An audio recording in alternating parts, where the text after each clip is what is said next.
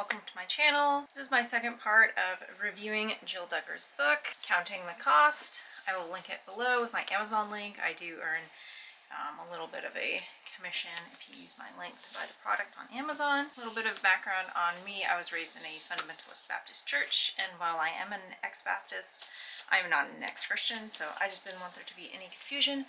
I will be making additional videos in the future about my upbringing, or about my upbringing in the church, and all these wild, crazy stories that I have. I'll also tell a few stories about when I moved away from my hometown and started attending a mega church called Mars Hill. You may have heard of it.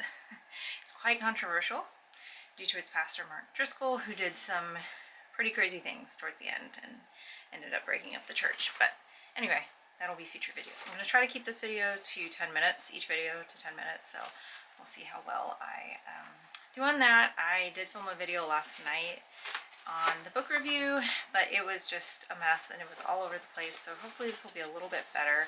Tomorrow's Friday, so I'm a little bit more relaxed, had a better day at work than I have had in a while, so that was good. Some fights for one today, so got my little Halloween mug. At this point in the book, the police report has been released. It's 2015. If you don't know already, I mean, this was a whole thing, huge thing back in 2015. So her parents' show, 19 Kids and Counting, was on at the time, and it was huge ratings for TLC. I did watch it myself, again with like a little bit of grain of salt. It was kind of easy to watch, but I had known families like the Duggars growing up, and I knew, they're probably pretty strict behind the scenes, more than just strict, probably like, what most people would consider abusive. And to be fair, it doesn't sound like in Jill's book, she doesn't describe them as abusive, so though they did cover up their oldest son's abuse, which is what the police report was about. So the police report detailed, oh, by the way, trigger warning, there's some child sex abuse mentioned. I won't go into graphic details. Obviously, Josh Duggar committed sexual abuse against 5 known victims. I'm sure there are more, because there's always more with these predators.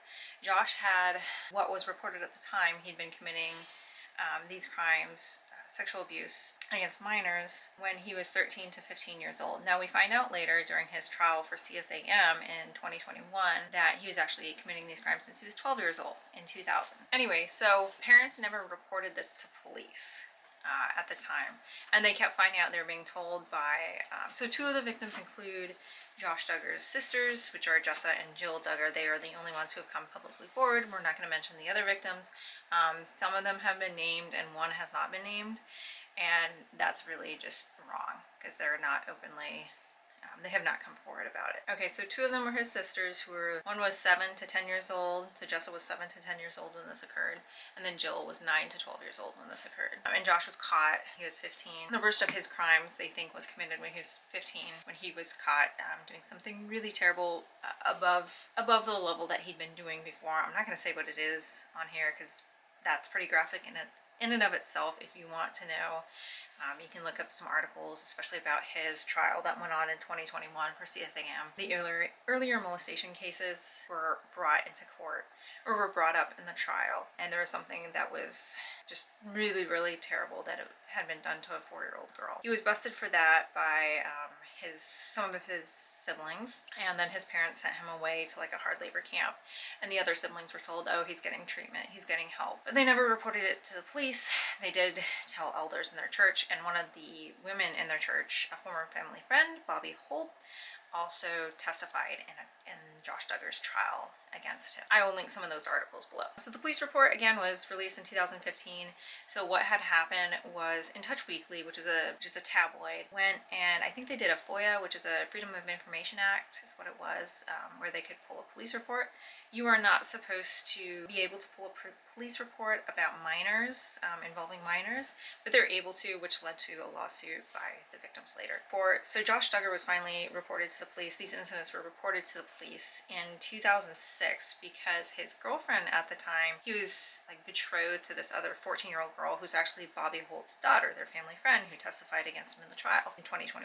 She, at the time, wrote a letter telling him how angry she was at what he had done as far as his sexual crime, and then she never sent it to him. She just put it in a book, which I believe that's a form of therapy. I mean, I don't know if that's what she was doing at the time, but it's very cathartic to write a letter, whether you send it or not. You can just write down your thoughts. So she put it in a book, forgot about it, and loaned it out to family friend in their church years later. Family friend found this letter, read about it, and contacted child services, or family services, whatever it is in Arkansas. It differs per state. And she also contacted the Oprah Winfrey Show, because in late 2006, I think it was December 2006, the Duggars were supposed to go on the Oprah Winfrey Show. They, at the time, were having their Discovery specials, like 14 Kids and Counting, which Josh was heavily featured in, even though he had just returned from his little hard labor camp. So the parents were investigated. Everything was investigated. They ended up court ordering the parents to put the two daughters through counseling. And then the other victims were ordered into counseling as well. And all the victims,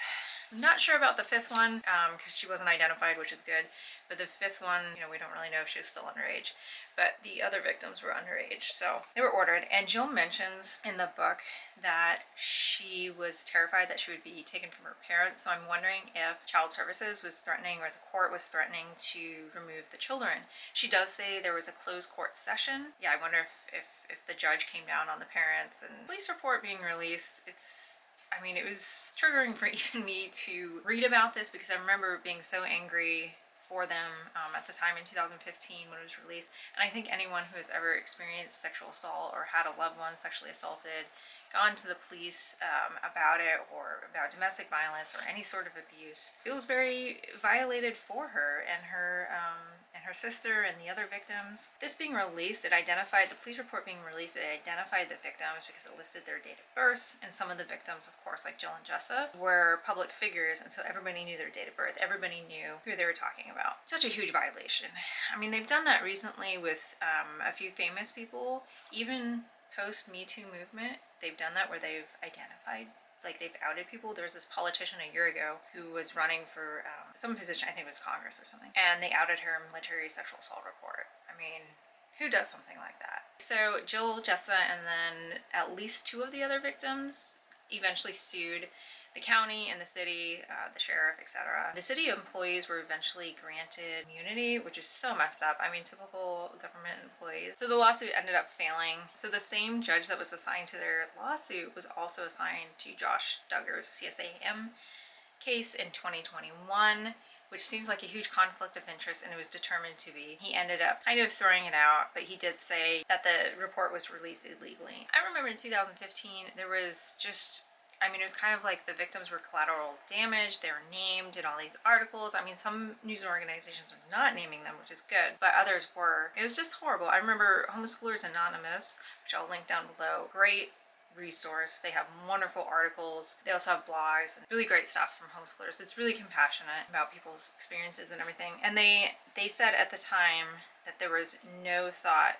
to the victims, which is very true for many of these media folks who are just exposing these girls. I know there are some big YouTubers who cover the Duggars who also have repeated the names of the victims. Obviously Jill and Jessa are open about it. They've come forward. The other victims have not, and it's really wrong that people list them. Jill says that the In Touch Weekly article was written with one aim and one aim only: entertainment. It's very true. Trying to get clicks. They were trying to sell. She did say she went to the In Touch Weekly website and read about it, and she just felt sick. And I can't even imagine having your sexual abuse that occurred to you when you were a child be splashed all over the place. So Jill said she had recurring nightmares after the report was released, and she started having nightmares about a, quote, dark Arkansas bedroom, which we all know that Josh snuck into their bedroom. It was shared by all the girls, and he was molesting Jill and Jessa. And he was caught several times and reported to his parents, and they really didn't do anything. Just a little bit of a note, I did a paper in college about juvenile sex offenders, because I've always wondered about that, and Josh Duggar's case obviously was of interest to me. I knew a couple people, including one guy from a large homeschooling family who became sex offenders in their teens and obviously didn't receive the proper help. Look at them now. One is a full-blown sex offender, adult sex offender, and then the other one has not. I guess he hasn't been charged with anything. Hopefully he's not committing anything, but that's, wishful thinking. Our studies have shown with juvenile offenders, if they get help soon enough and it's very intense, there is a chance that some of them can be saved and don't become adult offenders. But for adult offenders, there's no There's no help. Okay, my battery is about to die. So there's all sorts of paparazzi trying to take their picture and everything at the time, which is also horrible. Jill said there was a guy who posed as a paparazzi guy who posed as a delivery driver, dropped off a package at her door, rang her doorbell, and then went out to the car, took out her camera, long lens camera. Very violating. Jill talks about being unable to heal and being re-traumatized. Very understandable. Okay, I'm gonna stop this at this point. My camera's about to die, and we will next pick up on the Megyn Kelly interview. All right, thanks for watching.